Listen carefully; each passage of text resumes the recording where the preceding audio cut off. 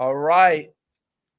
Today's beginning of our start of celebrating, in my opinion.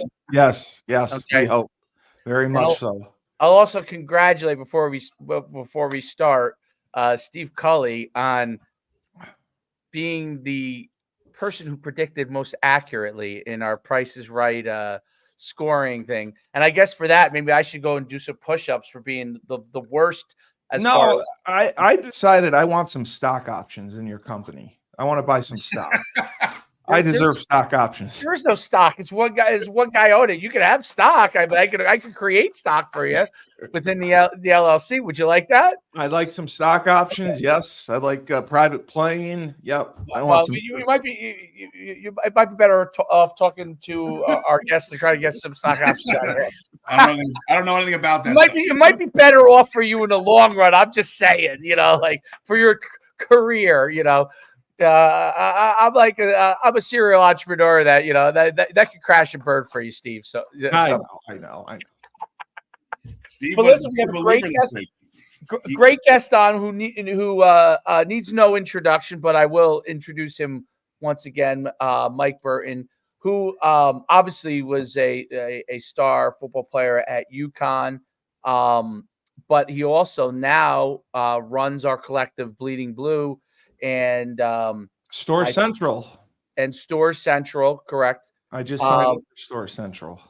Yep. And I think that those two things are going to start to really have a lot more success, riding off of exactly what you said, Mike, right? Winning gives us an opportunity, but we gotta get after it. We can't just let that be what does it. We got to get after it and make it happen. But we're great to have, it's great to have you on and talk about this gigantic win. Steve, what was the final score again? Because I know you wanted 47-3. 47-3.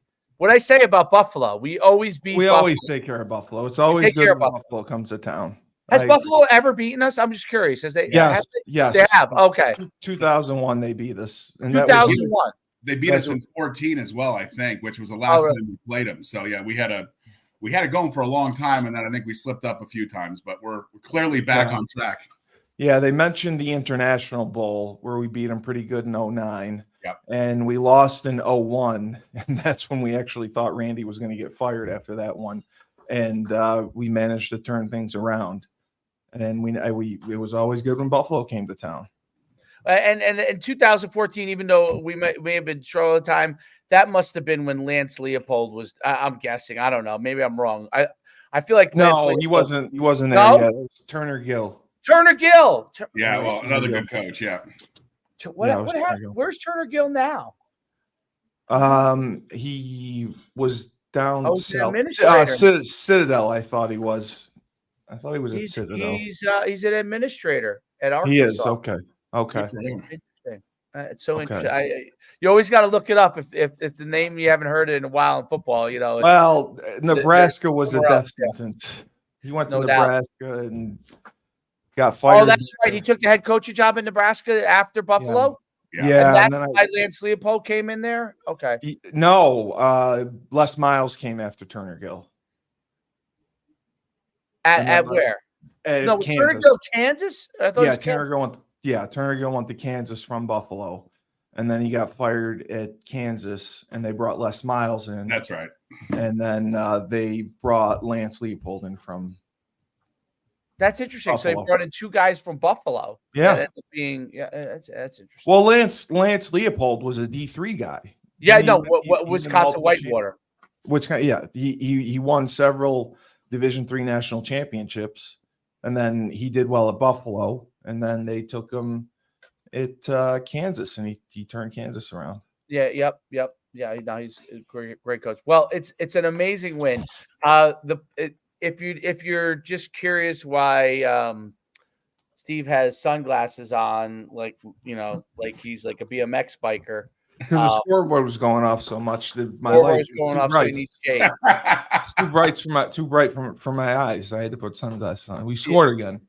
Yes, and I have to. It must be one of the biggest margins in quite a while. I love that Joe Fignano is destroying Orlovsky's records. Orlovsky's going to have a coronary. What? Isn't that your boy? Yeah. But I still like to, shove it up his ass when I can. But yeah. He So talk about the game, Steve, and Mike. Talk about, so obviously Nick played and then Fagano. So talk about that, obviously, because what Fagano did. we talked about it, the sliding, and he slid the way that we had assumed he was taught not to slide, and I see why, because he got kneed right in the head. It didn't look like he took a bad shot. It looked like he got more of an ankle to the head. Okay. But they took him out, and Joe came in, and like the first throw would have been a touchdown if he hit it. He had the guy wide open, but he fired a rocket. It was like a laser, and it just was through the guy. But once he settled down, it was okay. He just limits your running game because you can't do a lot of the zone read stuff with him. He's not a runner. Yeah, to me, it was more of the same, right? It was FAU just continuing on. Yeah. You look at this offense and their ability to run the football. It's nearly 700 yards in 2 games. It's like 675 yards of rushing in 2 games. Yeah. Like those numbers are insane. And I think the group that's probably getting not enough credit, like it always is, the offensive line. These guys have done a really good job of locking people up.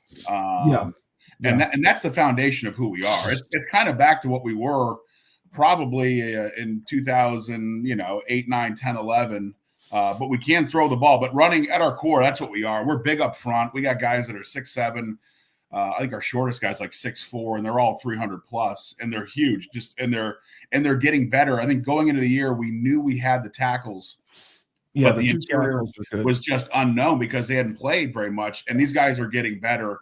And I think that's the overall theme here. It's just like you look at this team 5 weeks ago coming out of Maryland, and we're all, and then some people are looking at each other like, what's going on here?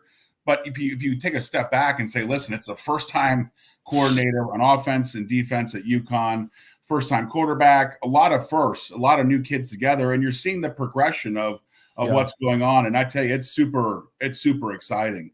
And the kid, it's, and I think NIL is probably getting a little too much credit right now. I think the kids are working really hard.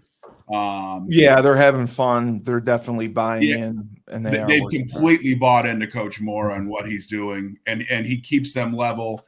And then you infuse that kind of mentality with some incremental talent, like a Skylar Bell. Absolutely. I mean, all of a sudden you got a game last year we're probably struggling to hang in there, or it's a tight game, is something that looks like, people are seeing the ticker across the TV and saying, what's going on here? And that's great. We love that.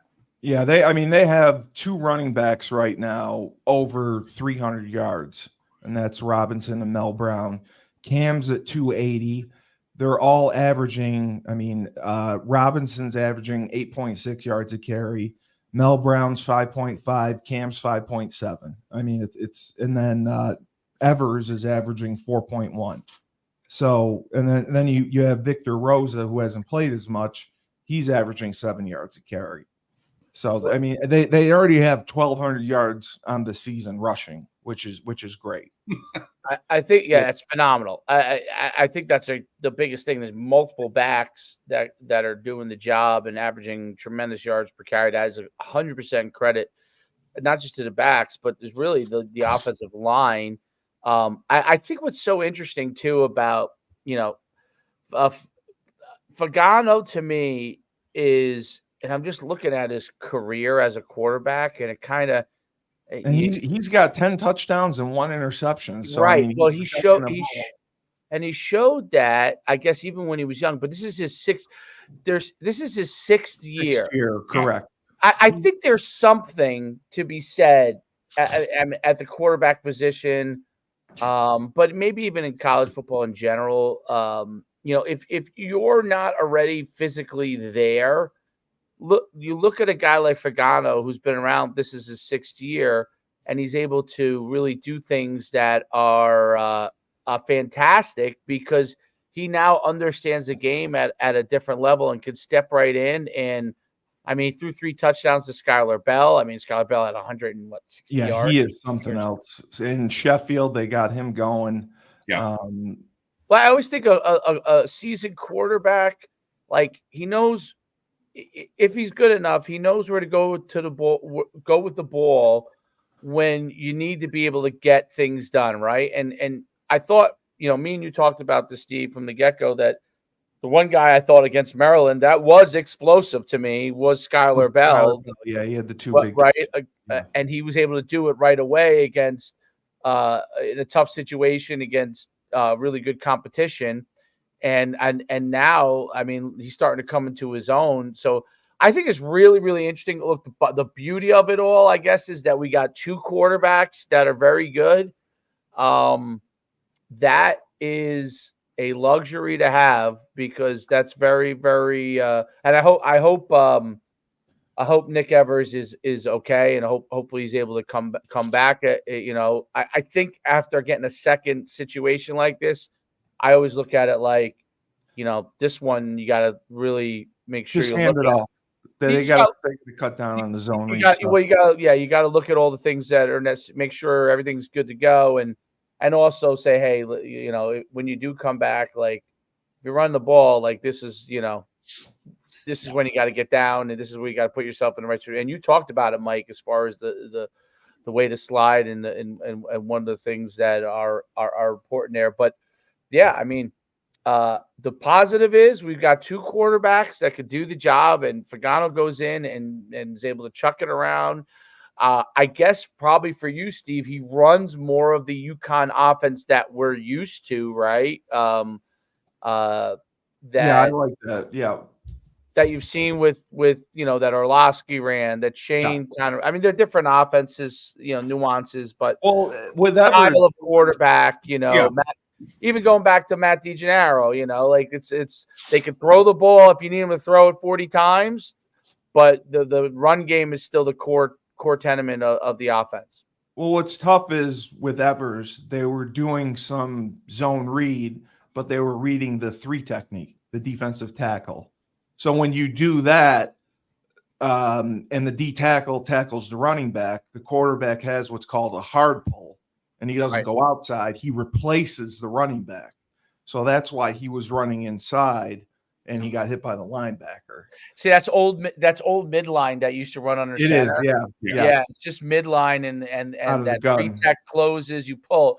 But it's funny because under center, it's actually, and I've run it as a high school coach. I've run it.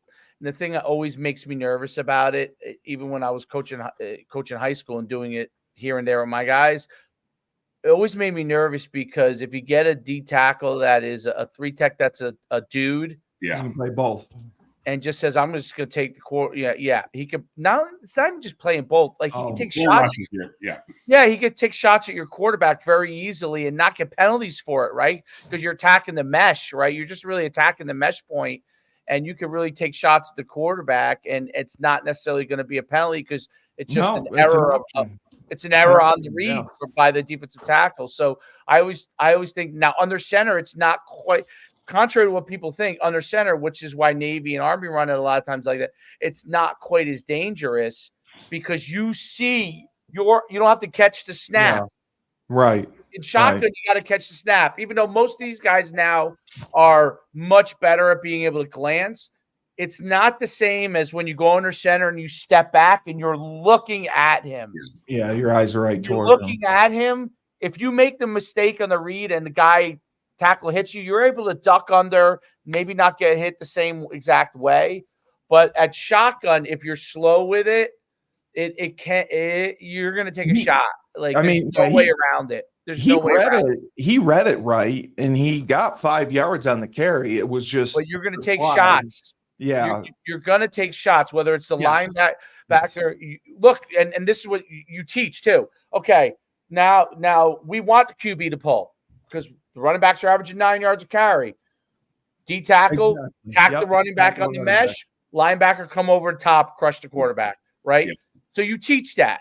I mean, you teach that defensively. Chase and replace.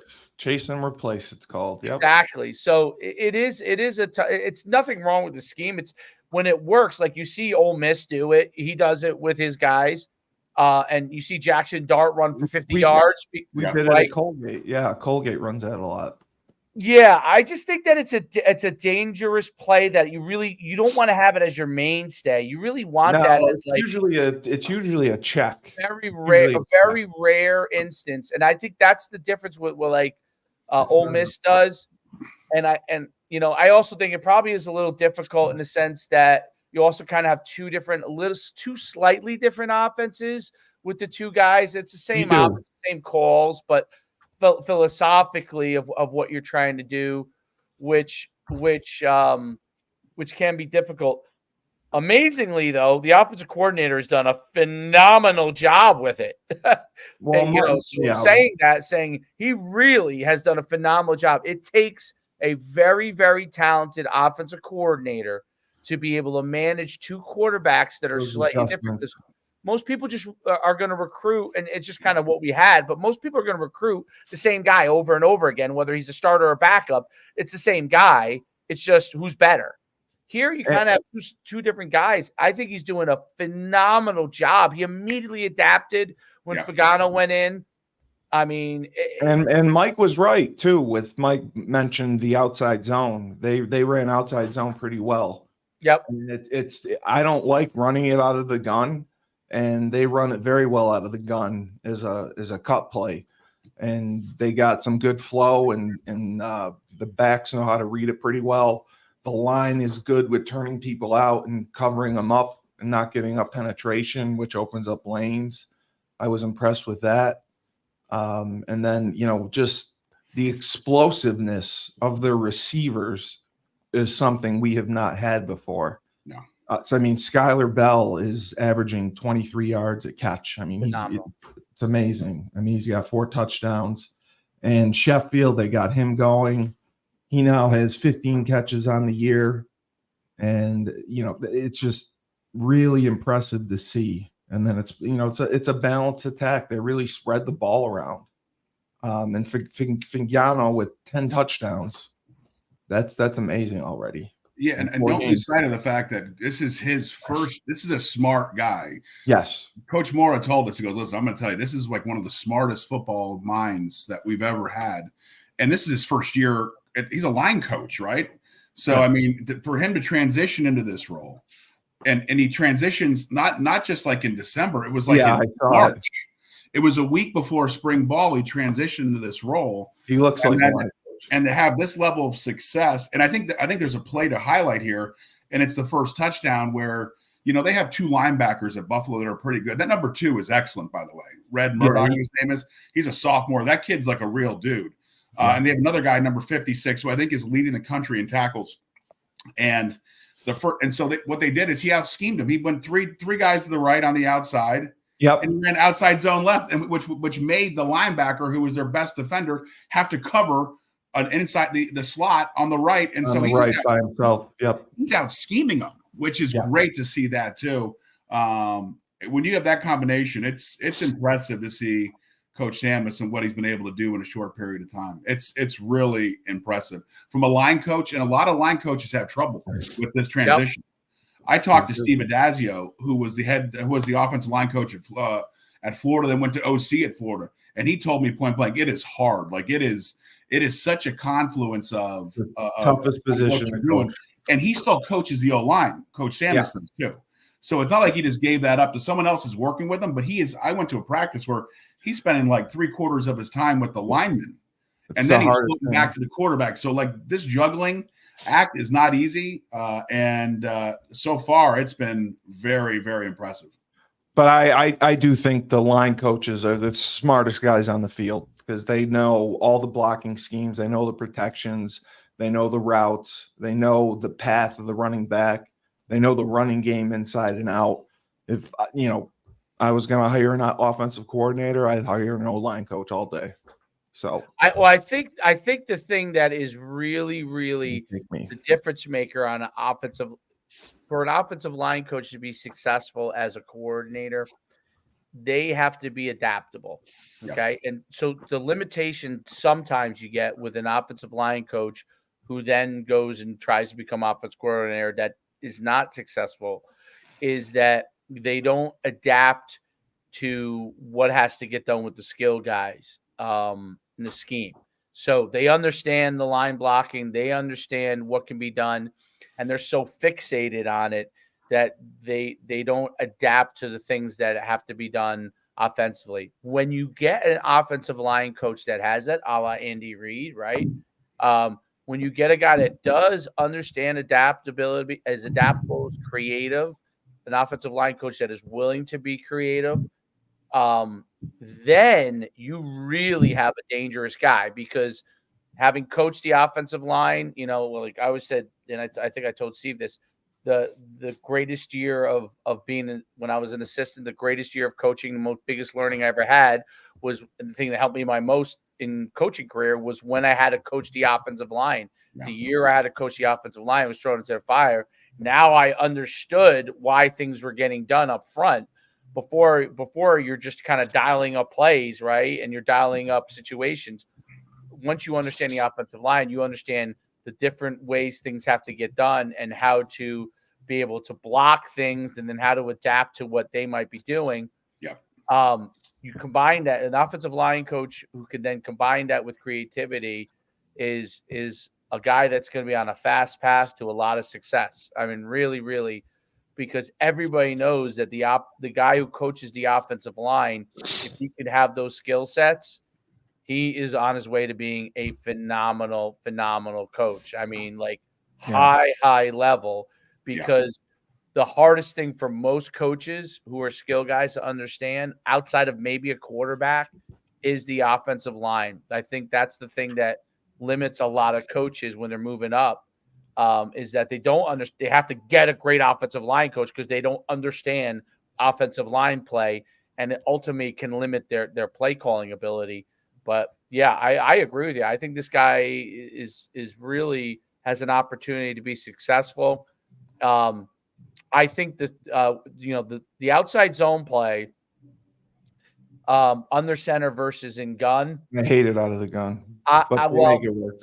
The quarterback doesn't have to worry about reading anything when he's handing off from outside zone. So I don't like the path of the back because he's got to go diagonal and then make the cut. I like the back is reading the outside contain guy. So he's reading the contain guy and he's taking his path either inside or out based off of that. So even though his path might be slightly different, I don't really. It's supposed to be 1 by 1 outside of the tight end. That's how they. But the read is still the same read. So if you're going to read it, yes, the read is still the back reading whether he continues to go outside. Yes. So all you're reading on outside zone is I just don't like the path. The guy shows up the field on you. You're going to cut up, right? Correct. If the guy shows stayed, not moved, you just continue sprinting, right? So. Correct. So it shouldn't be a huge deal. You just like most guys who like it under center better, like the boot action you get better. Well, I like the pin and pull too. I don't always like the full zone, outside zone blocking. I like to block down with the tight end, pull the tackle, pull the center. I think that works out of a 3 by 1 set, and then you can do your RPO off of it as well. That's how I used to run. Well, if you're tackle on the front side. And if he's going against a wide 5 or whatever, that's the guy. And whether you chip with the tight end or whatever you do to seal that down or at least get length on it, right?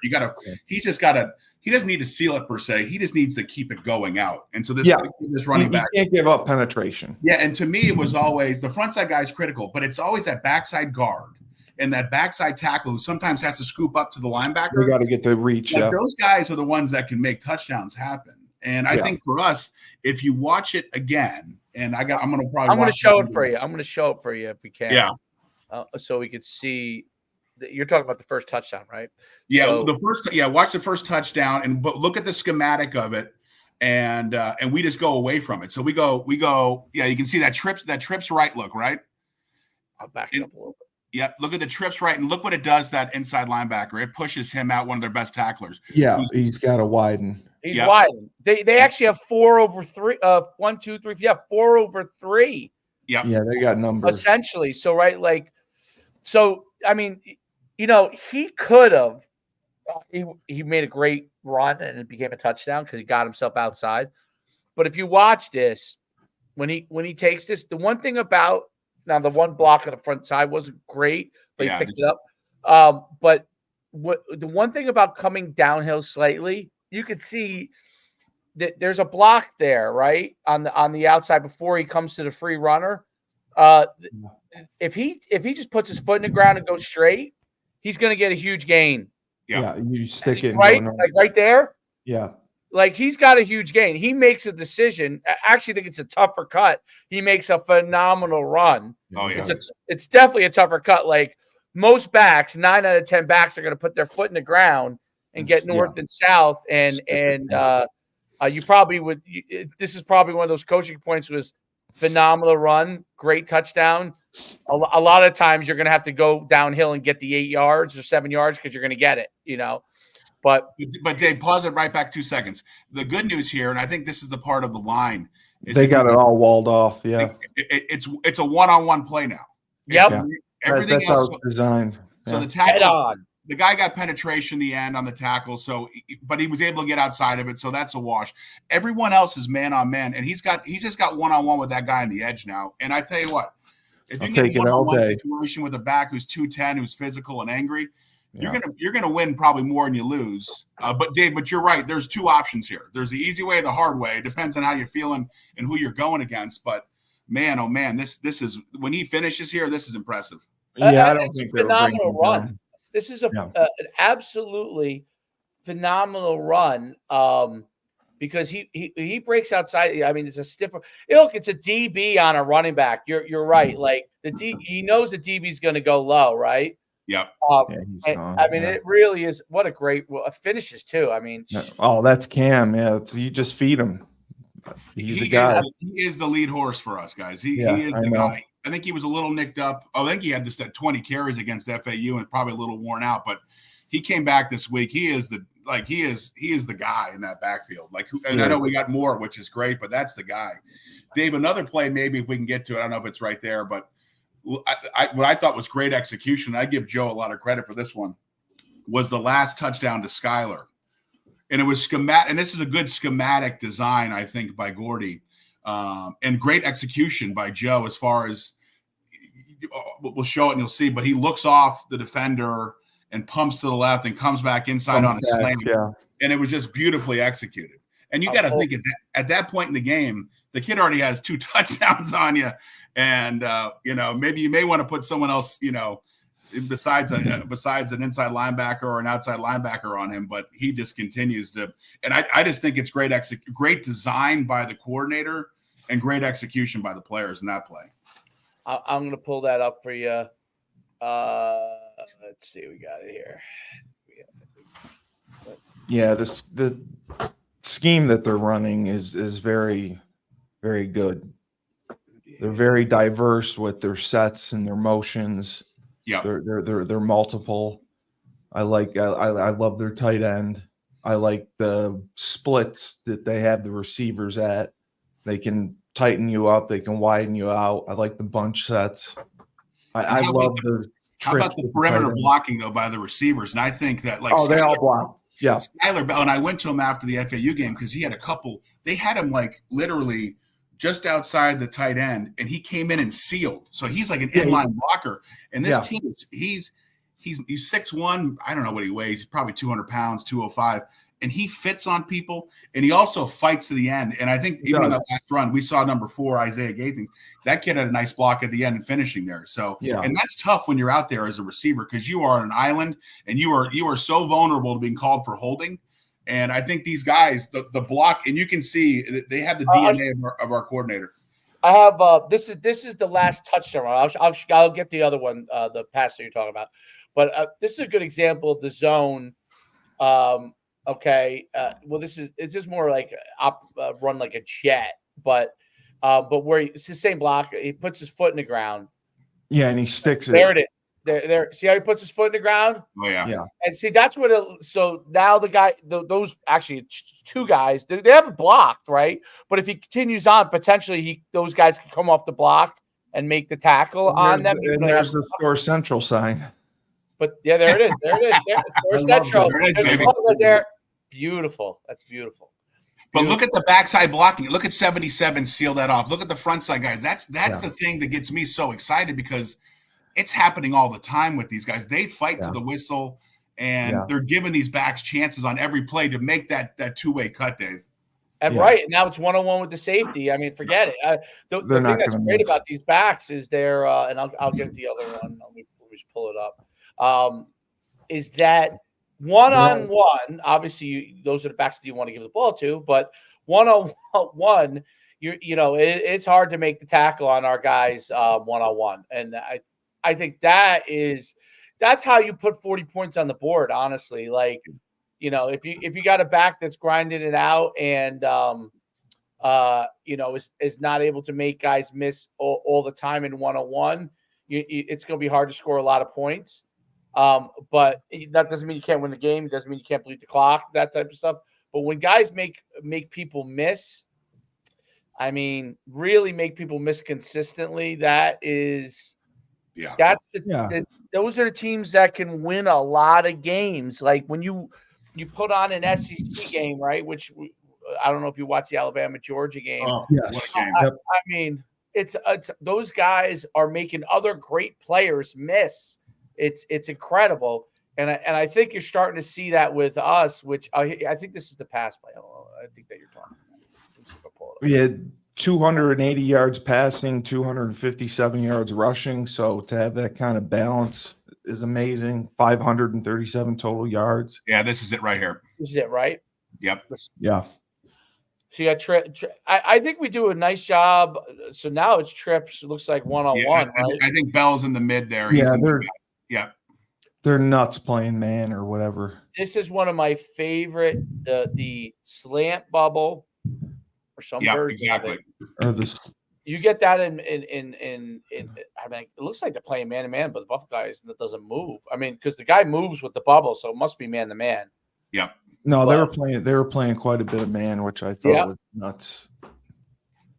I mean, look how this guy's in a bind because he's not playing. They're playing levels, even though they're playing man, and the guy who's over the potential bubble screen is up front. I almost think that you're better off with your two guys on the receivers, the outside guys, up on them and pressing the bubble over the top. He's got to be up, But I mean, it may just be it may be something that we, and this again is a tribute to the offensive coordinator. Obviously he knows that this is how they're playing it, and this is your opportunity, right? Yeah. So the quarterback is in a great position because if they're playing some sort of zone, you're going to have the bubble all day, and then they threw quite a bit. He threw to the receivers on bubbles or the blast inside screen. They did a nice job with that. And it's almost pick action by Skyler on that look too. Yep. You see how tight that is because that could set it up the other way. If he bumps them and he's just running his route, right? But he's running it at his outside shoulder. That's exactly what you're supposed to do. And then that back, if that's the case, then the back's going to be wide open. If not, and you got a safety who's flat-footed. Honestly, right? And he's slow to react to a kid who already has probably 145 yards of catching, and I think 95 yards after catch. Yeah, like that's just great schematic design, I think, by Gordy. And look at that. That's his third one. Impressive stuff, guys. That's what we call in offensive world stealing. You see that right stealing, this is stealing right here because it's just the safety, the free safety over your best guy. And that's what you get with. That's what I like about Skyler 3-by-1. Yeah. Well, not just 3-by-1, but with Skyler Bell because he plays outside too, right? So he does. They move him around. Be able to move him around because he's not like he's good to play outside, but he's not super tall, right? He's quick and he can run. Space, dude. He's a problem. So he's good enough to play on the outside. But you get him in the 3-by-1, and if he's that middle guy, I How are you covering him? You don't have enough DBs. Open. You're going to have to go nickel. You're going to have to change your whole defense against a team that runs for 700 yards in 2 games. You're going to have to go nickel. Like, that doesn't work. And he ran a couple double moves that were wide open, and I think Joe missed them on him.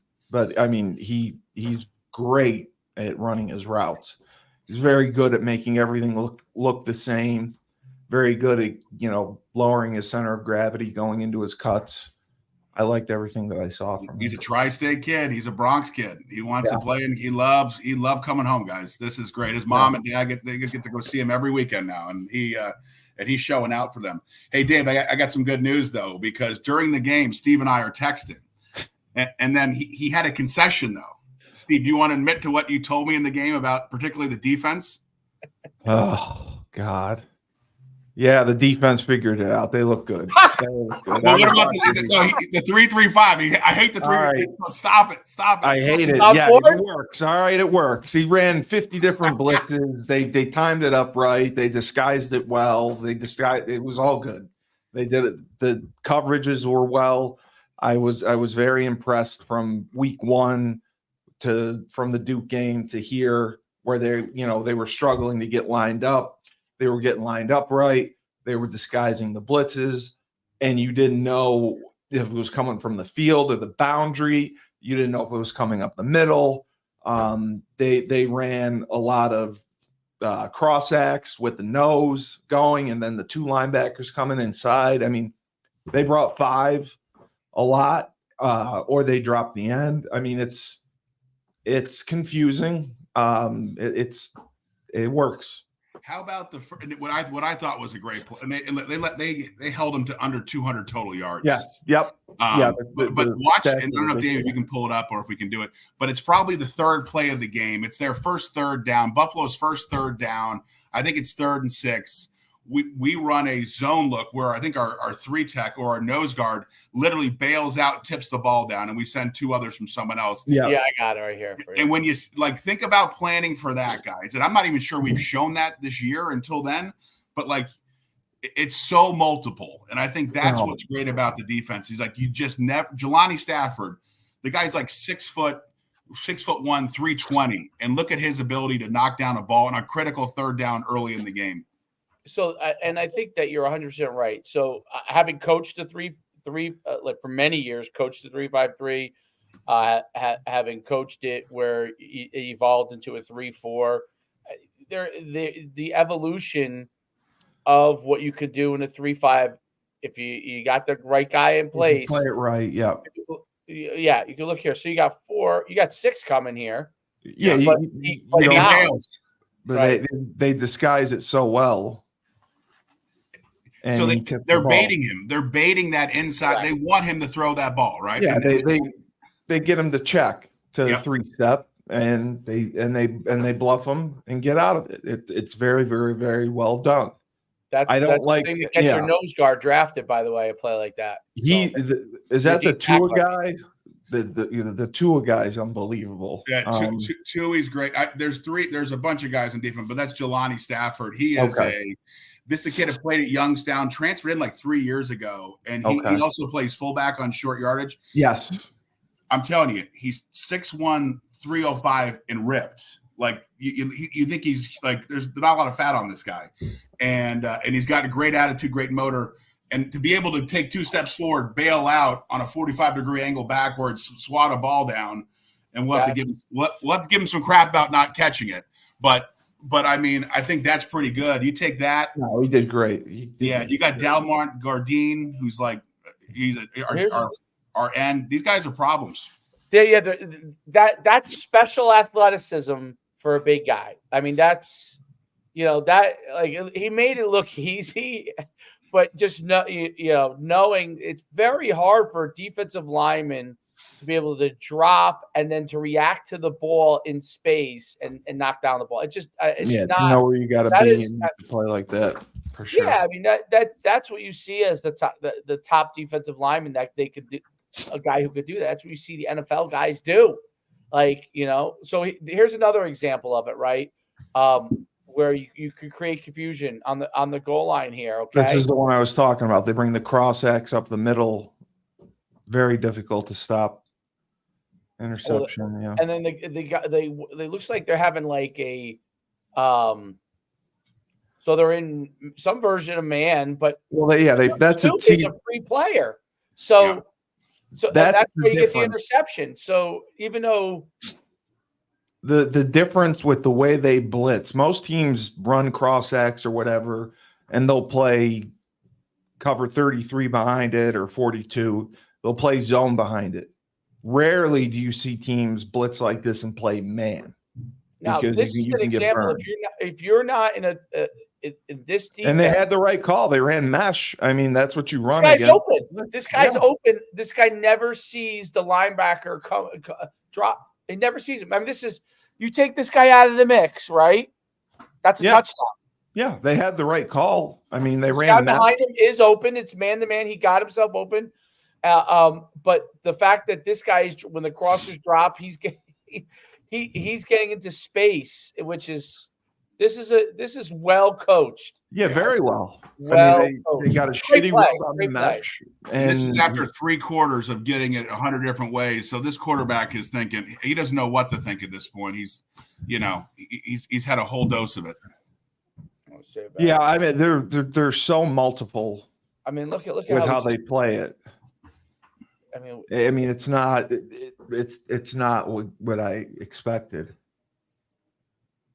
They bring the motion over to push that safety back into the middle of the field, right? Yeah, he always uses a lot of motion. He does a great job. It makes room for the slant now. Yeah, it's schematics there. He does a great job getting an extra guy and changing the coverage, and he does it in the run game too.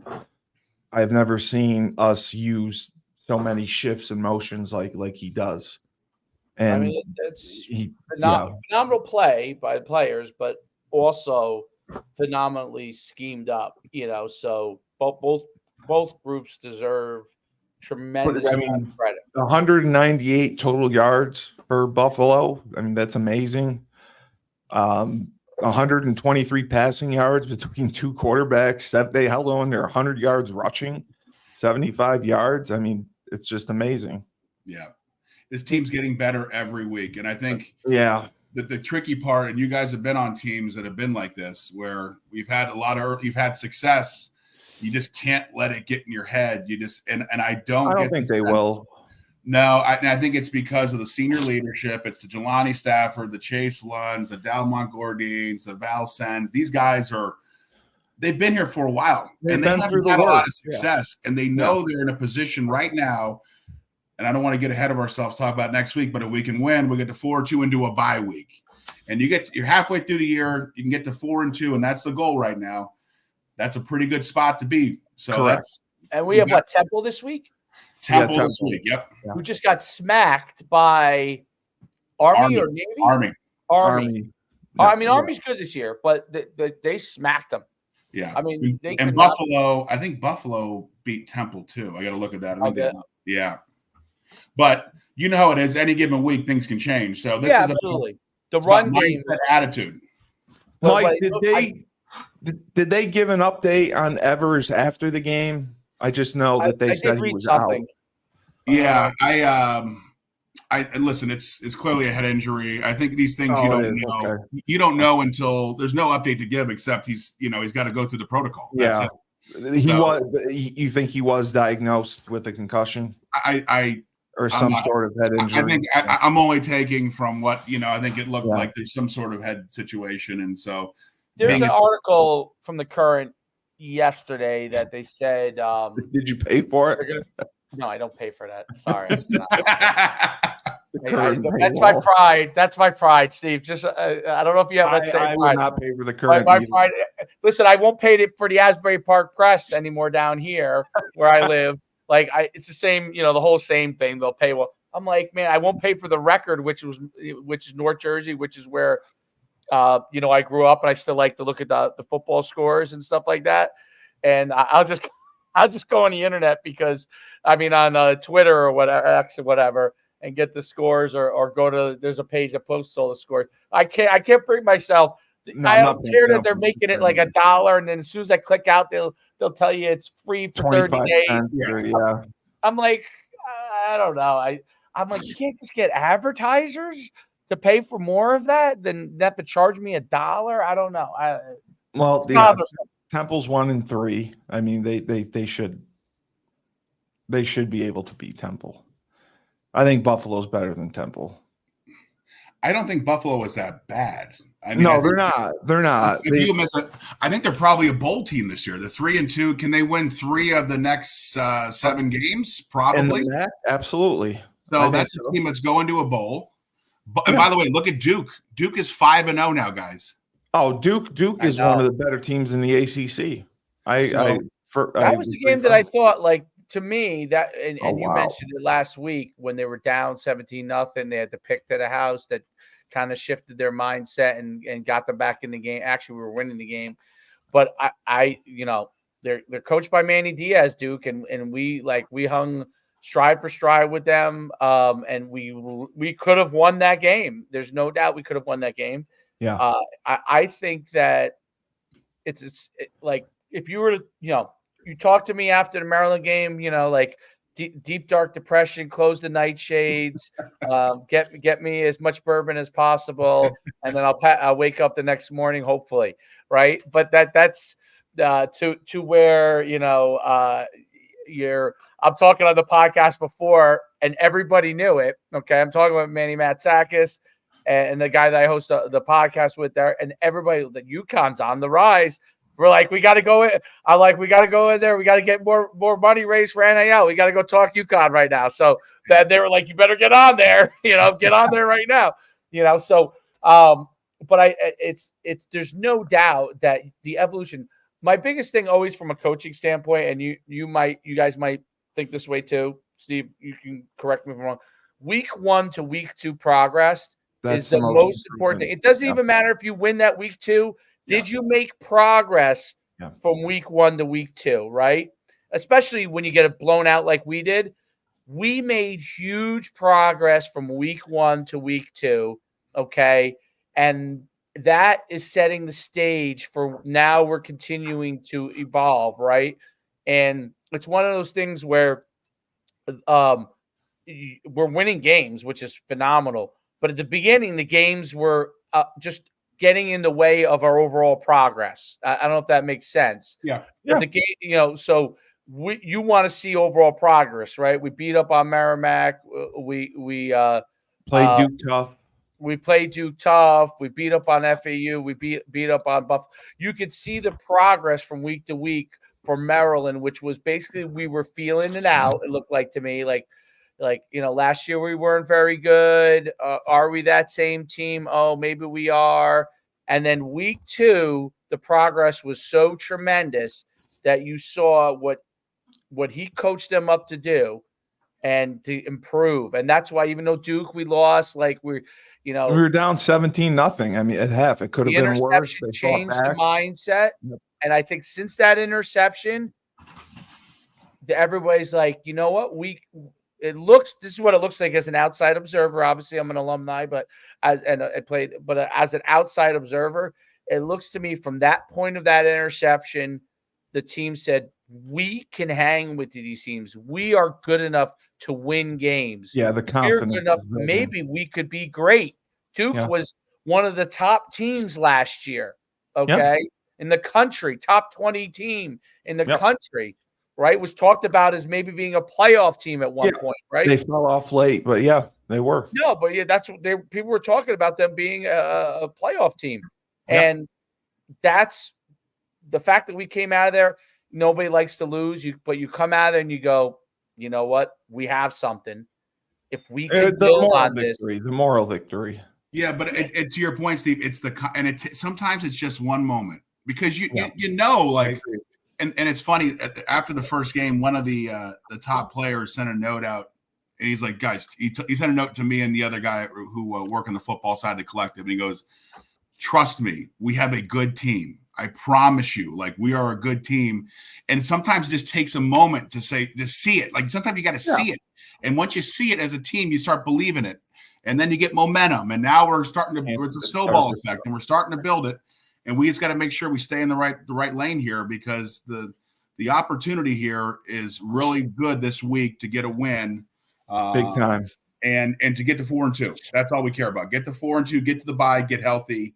Yes. And then get ready for and by the way, the bye sets up perfectly this year. Like, how often do you get it like week 3 bye? You're just like, God, we don't even need it right now. And sometimes you're 2-0 and you're like, man, I wish we'd keep going. But if you can get to 4-2, you can take a deep breath. Yeah. You just take a deep breath, you relax, you get people healthy, and you start going right at it, because I don't want to get too far ahead, but we know what's right after that bye week. Yeah. It's Wake Forest. And by the way, who lost this week to Louisiana. The Raging Cajuns. So, like, we're in a position here where every goal and aspiration we wanted going into this year is still right in front of us. It's very achievable. And I think we're starting to get some national attention. We need to get more fans in the seats. Which they'll come. Yeah, and we need them to come this week. It's going to be nice. It's a 3:30 game. The weather looks good. I think, listen, this is a place we got to start picking up here. I got all my friends coming. We're coming. Good. Well, tell your friends to bring friends. But we need more people, and we need the students to be there too. And at 3:30, there's no excuse for them not to be there. Fire up the buses, man. They should only at 3:30. They should be perfectly situated. Been drinking since 12. Ready to go. Get on the bus. Yep. You know what I mean? Get on the bus. Hop on down there. Don't get anybody's car if you've been drinking, but get a bus, get a ride down there. I think we should start. You know what, Burton? If we start to get the collective in the right direction, that might be something the collective may eventually have to start figuring out how to fund, right? Get university reimbursement. We'll front end that university reimbursement. The school does the buses now, believe it or not. But you want more of a party bus kind of scenario. Party bus. I'm talking about. I know what you're looking for. I asked for a tent for a tailgate, and I couldn't get that. Yeah, well, I asked for a tent for a tailgate. It was $15,000. Phil said. So I hope they do more buses. Well, the good news is, Steve, I don't think it's going to rain, so you should be good. I know. I'm happy about that. But it's Temple's 1-4. They lost to Army 42-14. Their only win was against Utah State. They lost to Coastal, Navy, and Oklahoma. So it should be a good matchup for us. But to take the contrarian view there, and I'm only going to do this because I don't want anyone getting their head too big, including my own. Yeah. That's a desperate team. Like, this is you're 1-4. Like, you go 1-5, it's like you're losing the whole locker room. So, like, this is their last stand. Yeah, yeah. And the coaching staff is going to be probably fired if they don't win, because they've been there for a couple of years now. Yeah, and they're going in the opposite direction if they don't win. So they are going to put. They're going to try and get every ounce out of them they can. Those players, because they're not just coaching.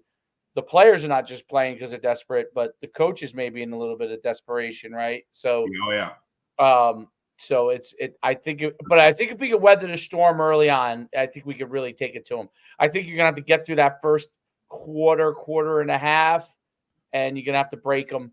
And if you break them, I think then the dam will, the dam will open up, and we'll be able to do a lot what we did this last week. But which I think that's one of the things that we're starting to get better at, like evolving to get a little bit of faster start, But once we got rolling, I mean, holy cow! I mean, Mike, have they had recruits up every weekend? Have they been doing?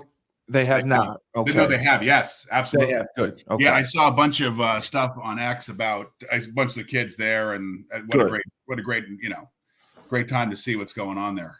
Good. Yeah, I would anticipate the good news about the stretch is you get, you're in good weather part of the year. You get 6 straight games at home. Get a lot of people there as far as recruiting, and hopefully get a lot of it done. Well, because the December signing day, you got to do a lot of your official visits in the fall, because the first signing date's in December. And a lot of them in the summer, Steve, believe it or not. I know a lot of them commit. Oh, they do officials in the summer? Yeah, they do a bunch of different ways now. I got to remember how it's done, but it's not the traditional recruiting cycle that we're used to. I know that. I did that. That's rough. Yeah, or they'll come in the spring. I got to remember how it works exactly, but it's a whole different animal. I'll say this too, which is the winning. Not only should we do really well with high school recruits, which is good, which we need to do, but we're going to be able to command some transfers Oh, easily. that'll be very interested as well if it keeps rolling the way it is, because The guys are happy, they're playing, and they're successful. yeah, I mean Skylar Bell's gonna be on the phone, you know what I mean? And I'm not saying you should be. I'm not saying he should be on the phone. Are you saying I'm going to have to deal with Skylar? Yeah. No. I don't mean that. I mean with his teammate, like ex-teammates at other places. Yeah, No, exactly right. And no, that's it. Like, yes, it's a great. I'm telling you, and I got to see it firsthand now. There is, and it's amazing how word of mouth works. And we talked about this last week. It's like a coach can tell these kids anything, but when they hear it from a guy who's been there for a year, who's in their exact shoes a year earlier, like that's as good as it gets from an endorsement standpoint. So yeah, you're right. And us being able to go out and these kids all have friends, and that once they enter the portal, they'll talk to them and tell them what we got going on here. And we're raising money now. These next few, listen, we got to have a bunch of money ready to go for December. This portal opens the 9th. So we got these winning, as I told everyone, winning will solve all of our problems. Yes. I'm getting calls from people, and you guys are, like you said, Dave, you're hearing from people now. Like I'm hearing there's a lot of alumni that are like excited. Yeah. They want to be part of a winner. They want to be associated with winning. And they're far more apt to give money when you're winning than when you're losing. So it all works together. I listen, I was they called me, because I wasn't a captain, which is still sticks in my crawl to this day. But I thought you were, Dave. I thought you were. Yeah, this is a quick story. Not that it really matters, but this is a quick story from Vernon Hargraves to me. This is exactly what he said to me. But he said it in a really, really, like, he was being kind and trying to be like, you should have been a captain. But I don't know if you were there, but my junior year, I had to sit out with a back injury. I didn't play the whole year, and they didn't think I was going to come back. And then I came back, and obviously I played. But they thought I wasn't going to be able to come. Originally, I was ruled out, like, for my career, And so when they got voted into captain, my redshirt junior year, because that was the year I came back from, I didn't start because I moved from fullback to linebacker. I didn't start till the end of my junior year. Yeah. And then obviously senior year, I started all the games, but I didn't start until that point. And it was interesting. Even though I was playing like 30 plays, 25, 30 plays a game, I wasn't a start. I was the fourth linebacker for most of the year. And so Hargrave, when they I don't remember how they did the captains back then with Skip, but I just remember it was like they vote. They said it was a vote, okay, but I never really bought that. I always think, like, I was a coach for so many years, I let guys vote too, and then I pick the guys I want.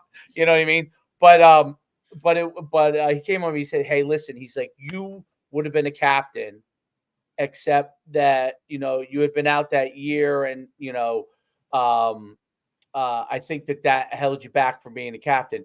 But it was almost like he was saying to me that you probably got voted in a captain, but Skip went and just picked two guys for different reasons. And I always thought, even though I was really one of the leaders on that team, even though I wasn't, but I always thought it held our team back because that team underachieved, in my opinion, because we were ranked high in the beginning. But I think it held our team back, even though I love they're friends of mine. I think they needed another guy who was a strong leader to be able to connect with some of the younger players, not just the older players, but the young. And I always thought that I had a connection with your group and the groups behind them, where I had a certain level of respect. You know what I mean? Not just because I was a football player, but how I carried myself. We all had fun, we all party, but like how you carried yourself in the classroom, those kind of things. Anyway, but that's my quick rant on that. The Store Central is really good. I'm impressed with. Site is great. I've been on it. Site is great. Did you guys sign up? I just signed up. Yeah. I will. Based on your comments, I can probably. I know a guy that can help you guys get some access. I just signed up. I just signed up. And by the way, I think they retweeted this thing, and they have a ton of we have a ton of followers when this thing started. So we'll we'll See, continue to drive it. this news is great. See, this is what we like. Dave and I had been looking for news, and there's not much on the website, but this is where all the news is. Store Central will go. Store Central is this definitely one of those things that I think Yeah. is definitely going to ride the high and lows of winning. Yeah.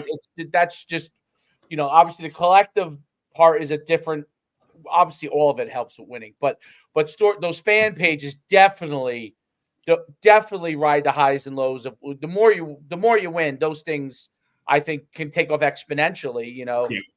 And no, we were talking about though the content in there that we hadn't seen a lot of content, and this is where they have a ton of content. Yeah, which I think is huge. We do a ton of all of our stuff's behind the paywall right now. Yes. So the not the dilemma, but the law. And we started in March. There's going to be an entity, and there's going to be a YouTube page in front of the paywall. We have to have a channel. And we got to, and some of the stuff will first appear on behind the paywall and then later be released behind the other. So we're kind of working through that right now, and would love your guys' thoughts on that too, because you guys do this for a living. So, but that's where. Listen, we have the thing that we offer that I can tell you no one else can offer is that we have incredible access. Yes. It's just incredible access to the coaches, to the players, to the administration, and they all want to help at a drop of a dime. Like if we called Coach Moore and said he'd come on, he comes on. Like it's just what he does. He'll do whatever he wants. Athletic director will come on, like whatever, because he understands the value and long-term viability of having someone. Listen, we don't make any money on this. I lose money on this entity. I know. Me and this other guy, we literally we joke. We're like, it's the only business I've ever set up trying to lose money. Yeah. Like we're pouring money in. We have subscription money, and we give it to the players. And that's all goes to the kids. Right. So that's listen. It's got to grow. We're half a year in, literally half a year probably today. Believe it or not. But it's got good content, and it's got great content. And the message boards we had like 400 comments during the game behind the message board on just people talking about internally about our game versus Buffalo. It's like, that's cool. Like guys are going back and forth. And there's a guy literally in my box there who is typing like responses. These people, I'm like, what the hell's going on here? Well, so like we're trying to be interactive, and you'll see it this weekend, Steve. You'll be right there, so you'll see the whole operation. The alumni. So I got on, and somehow I got away from what I was going to say, but the alumni from the game this past weekend. So they get on the phone. A bunch of guys I played with, and they're all hanging out in East Hartford, and they get on the phone and we're talking, and it was really interesting because I guess these guys were all captains, or most of them were. Some of them were captains. Some of them were just at the game. Yeah. And they were talking about alumni relations, and I'm going to tell you this firsthand. These guys are watching what we're doing because they brought up what the stuff that me and Steve were doing. They brought up that you were on last week.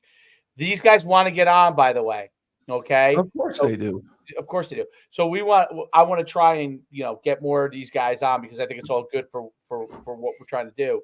But they brought on the alumni relations part of it, and obviously the guys who were captains enjoyed going out there for the game. I'm sure they had a great time.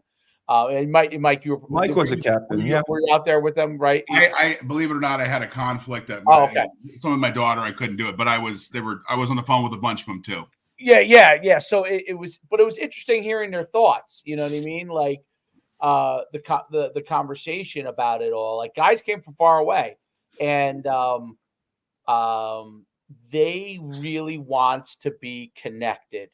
They do. They all do. And they were excited about the game, obviously, super excited. Some of them were texting me next day. Oh, sorry, I talked to you. I had a few in me. I'm like, what did I say? I would expect no less. I mean, you went to Uconn. I'd expect no less. I expect if you were sober, I would have been shocked. I would have been disappointed.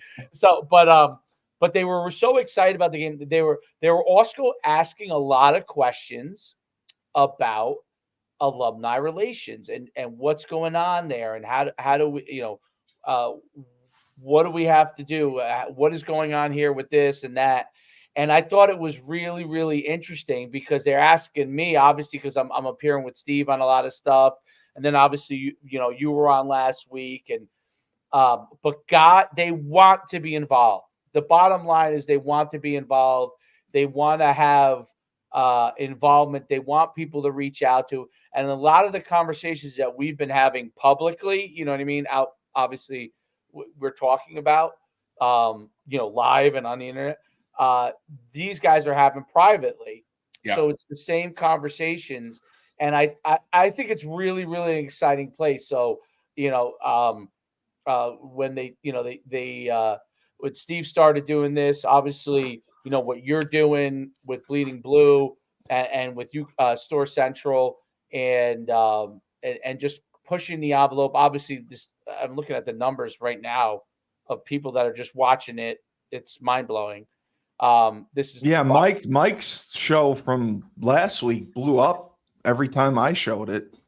I'm telling you, it's only going to grow. Like, I mean, this one is going to be like probably on its way towards 4,000 or 5,000 just from the first showing. Yeah. Yeah. So just the first show. I mean, all together, it starts to get to 7, 8, maybe 10. Yeah. It really hits 10,000.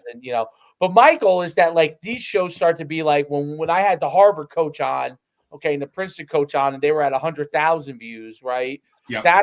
That's what I want to get these things to, where we're doing so well and there's such a level of interest. And the only reason Harvard, obviously my channel's big and that helps it, but what really helps is the Harvard alumni were probably watching those episodes. Just my guess. You know what I mean? Right? And so we just started this too.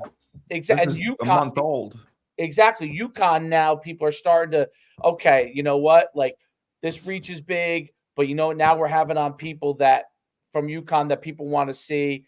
And I think that's an awesome thing. And obviously the play that they're having is going to only contribute to more people want to be. But those alumni that talk to me, and them all. We play with them all. So they were so inquisitive and so excited and wanted more. Like it was the first time in a long time that I saw other guys really wanting more, to know more, and usually when I'm on the phone with guys on FaceTime, they say hi. They ask about your kids. We laugh about a couple of things, some maybe tell an old story or two.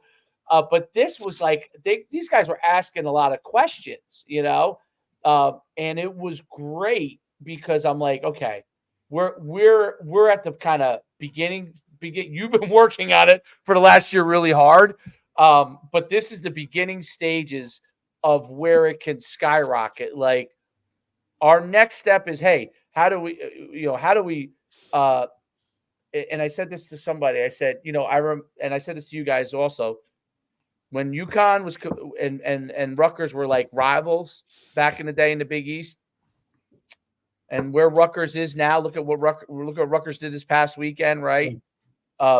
It's not just alumni going to games. Kids on my son's team who did not go to Rutgers, they went to that game. You know what I mean? Like a dozen of them went to that game that night and watched that game, right? They were not alumni of Rutgers. They wanted to be involved with. So it stretches beyond. And I think what you said, Mike, is so important. Yes, great. Your friends, guys who played want to go. Tell them to bring their friends. Yep. Tell them to bring their friends who may not have gone to UConn. There's excitement here in this. You live in the state of Connecticut, and you're interested in good football. Come on down and watch it because it's going in that direction. And I think that's all. And honestly, I think just because of what UConn basketball has been, as good as Rutgers is, they're good in basketball, and the Northeast is a big basketball area. We have greater potential in our football, I think, than Rutgers does. Okay. Oh, easily. Schiano is the catalyst for Rutgers. I always say if Schiano was not there, then what? You know what I mean? Then what in Rutgers, right? Shiano is as dynamic as it comes. He's a phenomenal.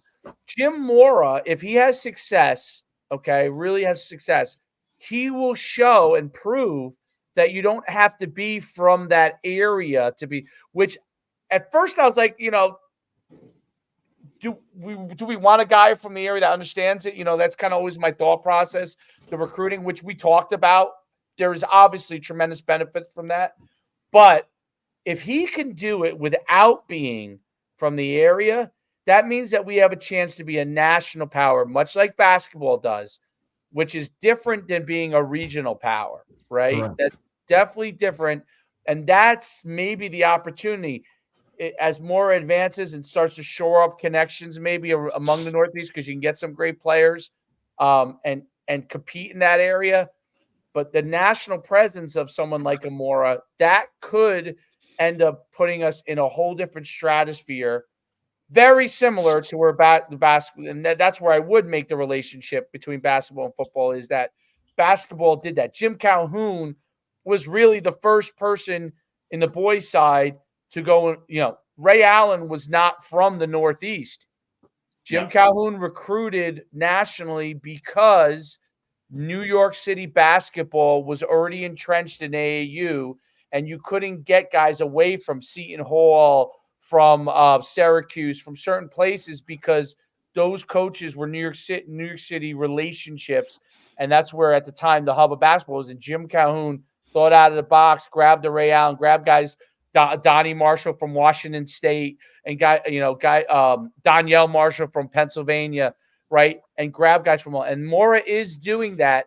And now you see what UConn basketball can do is not only can they recruit nationally, but they can also get New York City, quote unquote. Yeah. They can get the best guys from New York City. And that's what Gino started to do with the Sue Bird, who was from Christ the King, And that's the thing, that if we are able to take a guy who's really not from the area and he has success, we could be national and be able to recruit regionally like we need to and recruit nationally. Yeah, and we are, and this, you make a great point, because we are nationally recruiting now through the portal. And that's the difference, right? It's like before, and I said it last time, like we're just getting access to individuals that would not have been here otherwise. And it's an incredible equalizer for us. And I think it's not an equalizer. I think we are strategically doing very well there. Like for other places, it's like, we'll do okay. We'll get some guys here. We'll lose some guys.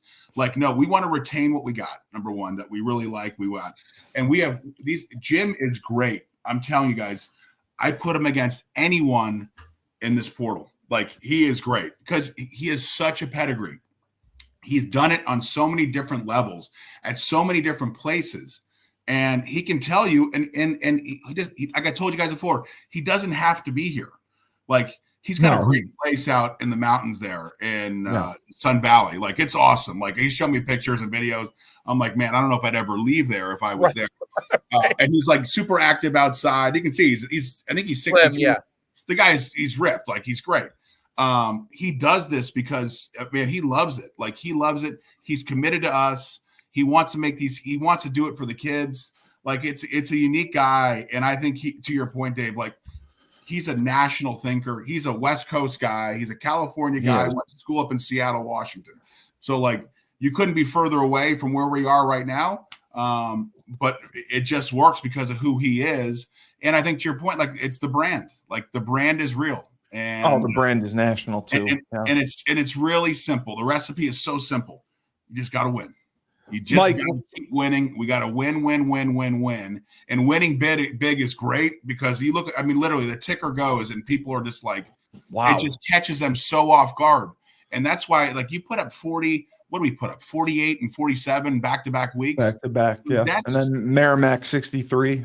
Yeah. And if it wasn't for a couple busted plays, it'd probably been 63-0. Like, I mean, we're averaging 55 a game. I mean, there were 4 shockers this weekend for most people. I would say shockers. 4 dynamic things that happened in college football, and I think UConn was one of them. Yeah. Okay? UConn, when you saw that score, you were like, huh? Wow. Like, UConn's Colorado, I was like, wow. Yeah, I was too. Maybe Deion really does have it. Like, I was. Oh, they won? They were 14-point underdogs and beat them by what, 17 or something? It was crazy. It was crazy. Obviously, the Alabama-Georgia game was just a phenomenal game. I was so impressed with the fact that the guy to replace Nick Saban has what he's done to Bauer. Nice and job. then the fourth one, I was shocked that Rutgers did what they did to Washington. To me, I mean, I was shocked by that. So it's interesting that two of them are right in our corridor, right? And UConn is really and maybe most people maybe in New Jersey they weren't that shocked because they've seen the evolution there. But I bet you if you asked anybody in the Northeast that did you expect UConn to have two back-to-back blowouts like that? Are they on the rise? I like everybody in New Jersey took note. The guys I just talked to, they knew immediately, right? Yeah. Is what you said. That ticker came across, right? And those were the four games that I was like, when I watched that Alabama-Georgia game, when I saw Kirby Smart running up and down the sidelines the whole entire game, like he hasn't been in a situation like that where he's like, oh my goodness. And Caleb DeBauer, how you say it, DeBauer, how calm his whole entire staff was, and the shocking the fact that they beat Georgia in the way that they did. Like the fact that I'm having a conversation, I'm talking about UConn in the same breath as those things in football, man, that gets me jazzed up. And you could ask Steve. I was probably in a deep, dark depression after week one. Steve was like, "Hey, we're gonna be all right," and I was like, no, I still wore the sunglasses and said Maryland scored again. She did wear it. Yes, he said he hated a 3-3-5. I want to be really clear on that. That's true. I will go on the record saying that I hate the 3-3-5. But will you go on the record now saying that you love it? I don't love it. They run it properly. I hated playing against it. I hated coaching against it. I hated playing against it. But yes, they run it well. They're doing a great job. They play explosive. They play with passion. I like that he mixes up the coverages. I like that he has 1,000 different blitzes. He does a great job. He's a future head coach. When we have to do it, the thing that is important at this stage of where we're at is we need the offenses and defenses that get it done for the competition that we're playing against at this point, right? If we end up getting in a big conference and we start to face, I don't know, offensive lines that are averaging 6'5", 325 pounds, that may force Mara to. He may not dissolve the 3-5-3, but to evolve the personnel that he brings in for the competition we play. Like I think that's an important thing.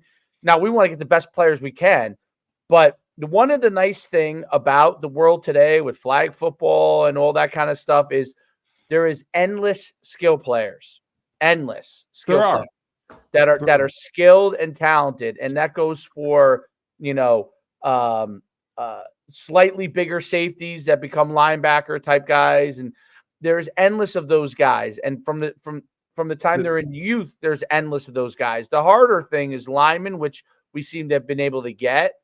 But there are, if you just recruit the right way and you get the right people for your program, meaning they have the principles that you have and the values that you have for your college program. Yeah. You get those skill players that have the right values for what you're trying to do. But I think you can get skill guys and a variety of them. And then if we get to a point where we're in a bigger conference and we're facing, giants all the time on the offensive line, I think, Steve, you may be right. We may have to evolve what we're doing defensively to fit that, right? It may not work, I don't know. If you have to face Alabama every week, that's a different story. But I think the good thing in what they are doing, and I see it now much better, is that they're evolving the recruiting as we are, right? And to win in what we're playing and get that job done at the same time that we're scaling up. Like we're scaling up player-wise as best that we continue. And obviously Bleeding Blue is a big part of that, scaling up to what we need. But we have to play the competition that we're playing and be able to beat those guys. Because you know what? If we had, let's say we had huge defensive linemen, yeah, and we're playing the group of 5 schools I think that's what they call it still, the group of 5 schools. And they've got a lot of fast guys out in the edge. And because they can't get bigger guys either, they could outrun us. We want to have the right mix of players for the competition we're playing. That's how you see a group of 5 team like JMU run North Carolina off the field, right? They've got the right skill guys. They may not be able to get the size that North Carolina, but they got the right skill guys to outrun them. And so as we evolve the recruiting to what we're playing against, that will continue to evolve. And I think that maybe systems might evolve too at that time, but the players that we will get will continue to evolve. Am I right on that, Mike? Yeah, 100%. And I think I just want to say one thing about the 3-5. He runs a 4-man front like 70% of the time. Yeah. So the adjustment made his face. Listen, we're just going to roll this guy up constantly, against certain looks. And maybe that guy's got to look different than the guy today. Maybe he's got to be a little bigger. Maybe he's got to be a 250 instead of a 225 guy. Speaking of which, by the way, you remember what's his name? Kevin Hardy, the defensive lineman. That's his son on our team, by the way. Yeah, I saw that. Yeah, that's the guy that had the pick 6 at Duke. And he had that one-handed sack this week against that quarterback. Yeah. So I said the apple doesn't fall too far from the tree there. But to your point, like, listen, that's the right methodology. Plan for what you got to fight right now.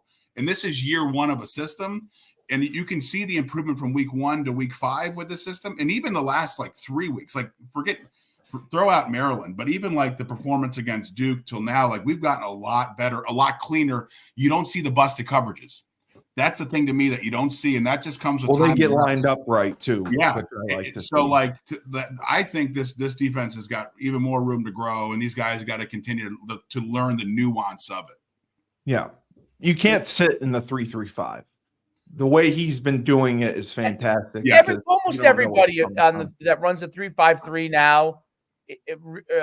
Really it's a pressure-oriented They defense. move the guy up. Yes. I'll liken it to when Nick Rapone was our we were a 4-3, but every time there was a tight end, the Sam linebacker, I rolled up as I was on the line. I was a defensive end essentially over the tight end, right? So that's essentially a 52, not a 43. So that's a good defense, so the 30 becomes a 40, right? The 30, if a team lines up at double tight ends, those 2 hybrids, they may be a different guy. They're walking up as they're walking down. Yeah. They're just walking down. So that's kind of how you have to think about it. And then you have to think about it also in rotations. You get trips to one way, you may get a hybrid rolling back type of thing, or trips the other way, you may get a hybrid rolling back, or they may just bring in different personnel for that, right? But it's still what it does is if you're going to sit there and on the offensive line and you're going to be a big on big blocking scheme, it doesn't work against or you're going to flat gap. If you're going to gap protect from passing standpoint, you can get guys to get thrown off. You can force guys to slide protect, and even they're doing that. But it gets bad matchups. Correct. Yeah. And you're forcing the back on a guy you may not want him on, right? Correct. Slide protection. Yeah. So that's what the 3-5-3, the pros of the 3-5-3, that's what it does do, right? Yeah. Yes. Your thing is always if, I don't know, we get to a big bowl game and we're playing I don't know, Michigan or something, and they line up with tight end over with a wing. And we're walking up 235. I get it when you're talking about that, but we're not playing a ton of that. So, we get to a point in the bowl game and we have to play a ton of that, or we get in a conference where we have to play a ton of that. Then that becomes a different recruiting scenario. Hey, Burton, who's Biff Poggi? Biff Poggi is the head coach at Charlotte.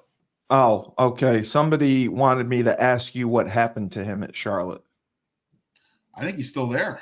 Yeah, did he get fired? I thought not that I know. I think he's still there. The creator of St. Francis in Baltimore. Yeah, he was. And he also went to Michigan under Harbaugh. He was kind of I don't know if he was. I don't know exactly what he did there, but he's the guy that's got the cut off sleeves. Yeah. He went to Charlotte. We've just so you know, we do have 2 kids on our team from Charlotte. Yeah, we do. I Yep. know we do. I know we do. And Darrell, the running back, is from Charlotte. Right. And so Right. I don't know what's going on with them. I don't even know the record this year. But all I can tell you is the guys who came It was a bad program. are very happy to be here. That's all I'll say about that. But they're happy to be here. So at the end of the season, will Morris basically sit down with all the players and you'll have an idea of who's coming back, if anyone's leaving, and how much money that you will need going forward for the transfer portal or for recruiting. Yeah, is that kind of how it plays out? It's an everyday thing. It's every day you're working on it. Yeah, and I think we're going to meet in the next few weeks, probably the bye week, to go through kind of where everything is right now and do a State of the Union, and then there's a question about revenue share. Will there be revenue share this year? And that, a lot of that has to do with the case that's going on in court. So if there's revenue share, there'll be more money. So we're going to plan for kind of both scenarios and go through that. But yeah, it's basically like an NFL GM type of discussion with them about what, and they're, and then we're helping raise the money and kind of helping them with some of the nuance. Right. And do you have an idea of how many players they would look to bring in this year based on who's, the people who are graduating and people who may leave? Like just an idea. I don't know. I don't know because I don't know who's staying. Yeah. Right. But it's probably a number similar to last year, I would think. And depends how many freshmen you bring in versus transfers. Like you still got to have freshmen. Those are your culture guys that you want to train them from year one and to how to do this. So I don't know the exact number. I'll know more in the next few weeks. Because I know last year it ended up being between freshmen and transfers was close to 60 new players. Yeah. They wouldn't possibly bring in 60 again this year. You never know what's going to happen. Do you think it could be high that every year it could be between like 40 and 50 every year new players between the portal and freshmen? Well, I mean, you're going to lose a quarter of the guys, or maybe not a quarter, a fifth. You're going to lose of the of your 100 guys that you have on your roster. What is it, 85 scholarship? Well, it's probably now. Yeah, I think it just depends how large your upper classes are. But yeah, I don't know if it'll be that big, but it's going to be. There's going to be going to lose 30 or at least, yeah. I would think so. You're going to lose 20 guys.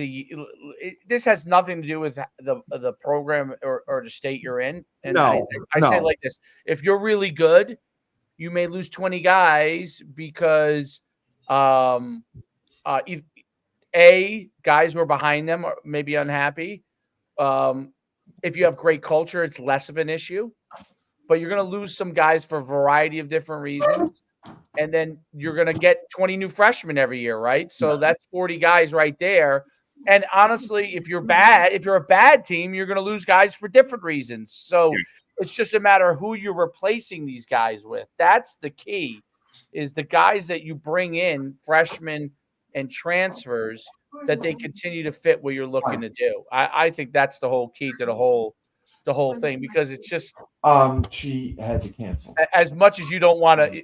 In the family. Yeah. Steve, put it in order for me. I'll take a cheeseburger with no. Oh, sorry. You want a cheeseburger? Okay. Yeah, no, I'll put the order in. Big Shack, actually preferable.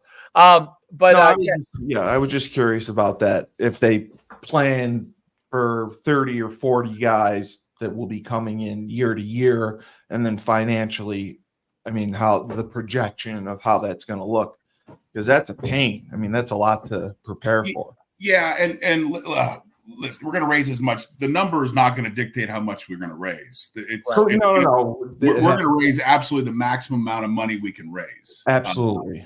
Then we're hopeful that there's going to be rev sharing. We're hopeful because that'll help. Group of 5 has a real tough time with rev share. Like, I think most of these programs are not like fully funded to start out with, let alone giving. It's just the nature of the beast. There'll be some that can, but not many. So another advantage for us. So things to be determined. We'll know more in the next few weeks. You know what I'm curious about is when we go to 105, when the NCAA goes That's to what I was just going to ask him. The oh, 105 yeah. scholarships, Would we be We'll be able to fund the 105 football scholarships because that's the roster limit now too. Yeah, but I don't even know if the 105 is like. You think 105 kids are going to want to be on your team because not playing. That's what I said too. Yeah, like I think you're going to see. No, like 105. I don't know if we'll do that or not. I suspect we won't because I don't think it makes any sense because we talked about there's only 11 guys in the field at once, so like there's not enough for 100. Forget it. Now, if it's one thing, if you got a couple, and the problem is the younger kids. Some of them will stay, but others won't. They want to go. Like they want to go somewhere they can play. So I think that's like a max number that a few teams are going to hit. And remember, whatever you spend on that's going to come out of rev share. So you got to manage it. Like, do I want to spend? And I don't know what a scholarship costs. It depends on the school. Is it $50,000 a year? Yeah. You want to spend $1 million more? Yeah. You could probably put into 80 versus 100. Like this is the test everyone has to take. Yeah, it's going to be the roster limit. Some teams may go to 90 or 95 and then take 10 walk-ons, or they may split the scholarships up. But it's going to be like coaches are pissed because they like having 120 guys on the team. Sure. Because, for scout team purposes and for whatever, and eliminating walk-ons totally would be a disaster. So I think there's going to be different methods in how they do it to maintain it, because I think 105 is ridiculous. Yeah, everyone's going to do it differently, and they're going to see what works for them. I mean, can Alabama probably bring that on? I'm sure they're probably 100 kids. But you're exactly right. But they're going to be there for a year. They're going to be there for a year or two, and then they're going to say, "I'm never going to play here." Yeah, they're just going to have higher turnover. That's all. Yeah. That's what's basically when you go to 105. You're right. How many guys are actually playing in the game, right? So you're going to have 20 more guys that are likely to turn over that are on scholarship. Yeah. And I think you're also right that is Bama going to do it? Is Georgia going to do it? Absolutely. Are the group of five schools? It's going to be tough to afford. I don't know if it makes sense because you're right. You're just going to turn that group of guys over anyway. And you might be able to get creative and do some things that to get the players you need there to fill in those 20, even if it's walk on. Kids will still walk on. Yeah, they'll have a chance to get a scholarship. You remember we talked about this when the NCAA raised the limits. You remember which sport had the highest raise of scholarship? Tumbling. We talked about it. I don't even know what that is. I don't even know. I never heard of it. I don't even know what it is, but that's what they went to. Tumbling has 60 scholarships now. I think that's for the actors and actresses in California to be able to get. Yeah. Remember the whole controversy where they were buying scholarships or something? Did you see the UNLV? One of the casinos offered to pay the $100,000 to the. They did after. They should have did from the get-go. And they got shot down because you're technically not allowed to take money from a casino. Really? Yeah, you're not allowed to take NIL money from a casino or like DraftKings, anyone that does sports betting. But someone from the casino jumped in and was like, "I'll pay him whatever he wants. We're 3-0." And by the way, they went out and they destroyed that team with the backup. Yeah, they did. Yep. They did. Yeah, they did. And they said Saluka's already off campus, so there was no chance of getting him back. That story is going to last. That's a quick story in and out. Story. It's a quick story. That's sad. It's sad. I'm sure he'll land somewhere. So it's going to be his 7th year. I'm pretty sure he was a 6th-year kid or a 5th-year kid. That's the whole reason he came. I'm pretty sure. Yeah, he was a 4-year player at.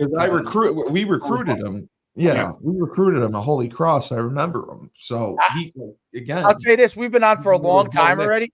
We've been on already for an hour and a half. It must be like the people must love this content because it keps getting more and more viewers as we're on. It's pretty wild. I got to interview your boy today, Wilbur Gilliard. Gilliard. Get ready, buddy. I better hold on to your seat.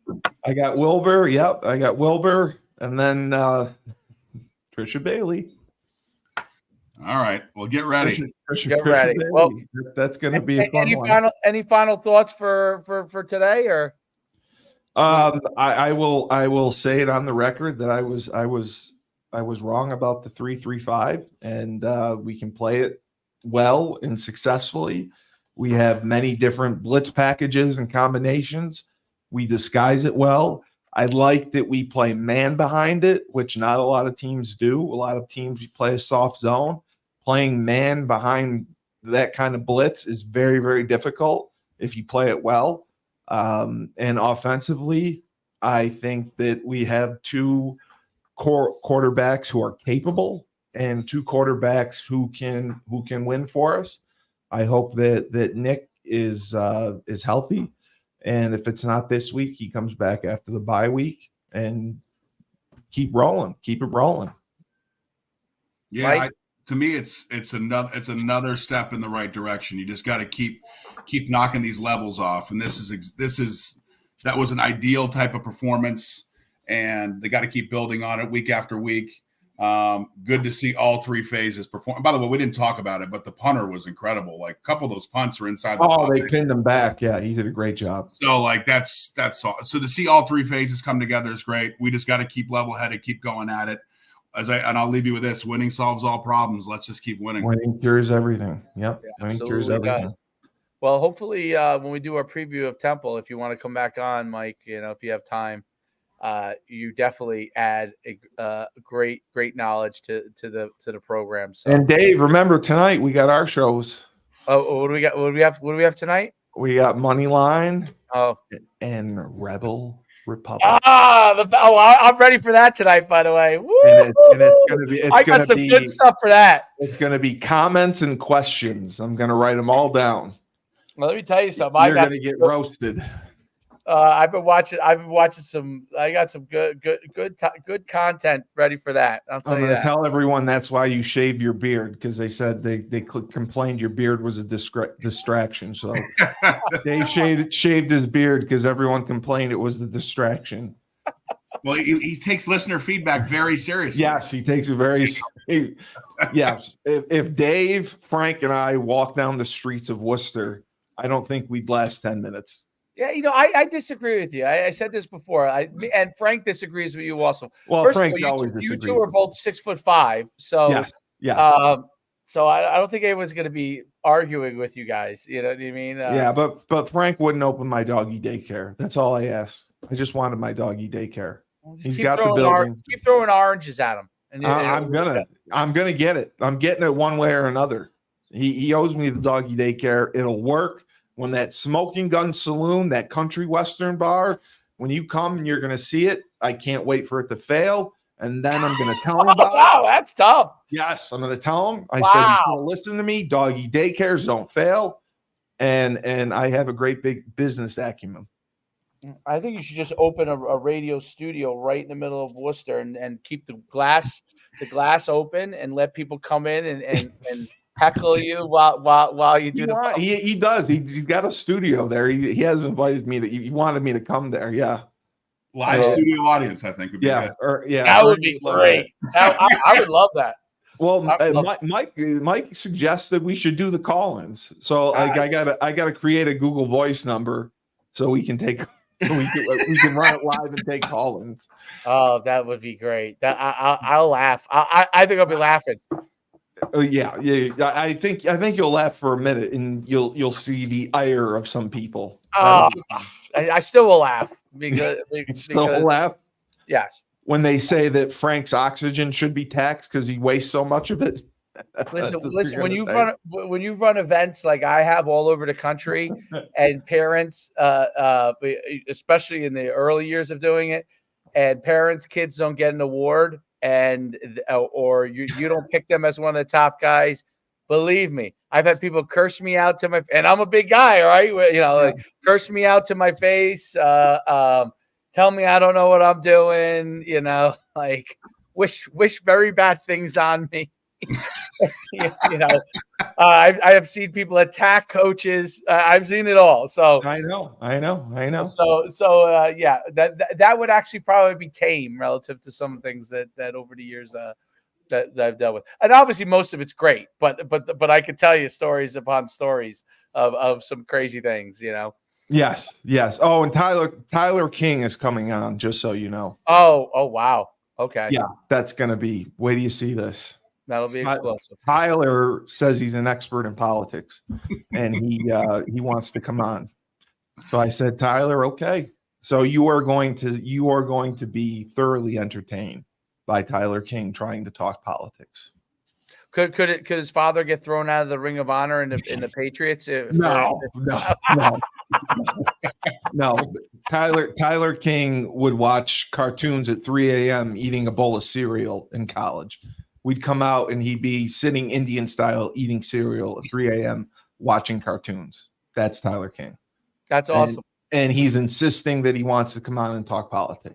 It'll be great. I'm excited to hear it. I like hearing everybody's views. I like his views probably line up. He can't put together a sentence if you listen to him. He struggles to put together sentences. I think he's great. Listen, when I had him on, we had him on. I thought he was great. I thought he was great. He is great. I thought he was great. He is great. He's a great entertainer. So you get to enjoy him tonight. All right. Well, let's get off this podcast.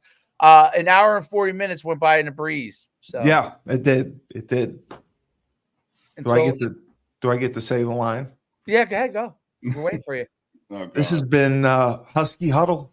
Remember, when life gives you lemons, don't make lemonade. Take 2 oranges. Throw them back at life.